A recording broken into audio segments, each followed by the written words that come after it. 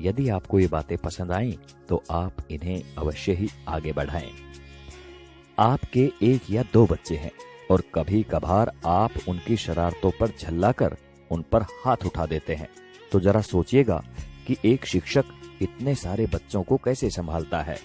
आप खुद टीवी या मोबाइल में व्यस्त हैं, आपका बच्चा आपके पास आता है, आप उस अधखिले फूल को झिड़क देते हैं, जाओ भागो पढ़ाई करो।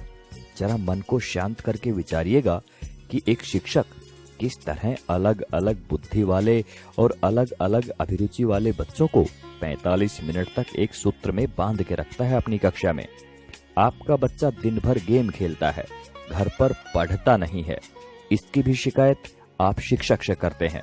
क्या करें, हमारा मुन्ना तो हमारी बात ही नहीं सुनता, जरा डराइए इसे। अरे भाई, बच्चे को डराना है तो उसे किसी बाघ के सामने ले जाओ। आप गुरूर ब्रह्मा टाइप की बातें रटते हैं, पर कुछ पेरेंट्स भगवान तो छोड़िए, शिक्षक को इंसान तक नहीं मानते। वे ये मानने को तैयार ही नहीं कि एक शिक्षक का व्यक्तिगत जीवन भी होता है, उसकी भावनाएं होती हैं, उसकी सीमाएं होती हैं।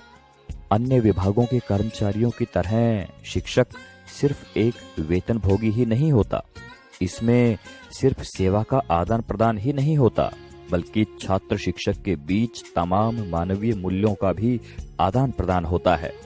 आप अपने छोटे मोटे काम कराने के लिए सरकारी कर्मचारियों के आगे हाथ जोड़ते हैं, पैर पकड़ते हैं, लेकिन शिक्षक जो कि आपकी संतान को शिक्षा दे रहा है, उसकी एक गलती आपसे बर्दाश्त नहीं होती। आपका बच्चा, वो बच्चा जिसके लिए आपने मंदिरों और अस्पतालों के जाने कितने चक्कर काटे होंगे, अगर एक ही चीज 3 या 4 बार पूछ ले तो आपके शरीर का तापमान बढ़ जाता है। अब जरा सोचिए कि एक शिक्षक किस धैर्य के साथ बताता है कि 3 जमा 1 और 1 जमा 3 दोनों बराबर होते हैं, भले ही ये एक दूसरे के विपरीत नजर आते हैं।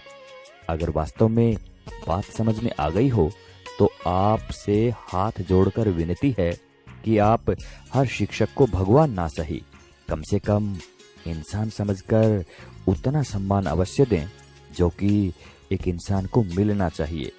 सभी शिक्षक बंधुओं को समर्पित एवं सभी सम्मानित अभिभावकों को चिंतन करने हेतु प्रेषित है ये बात।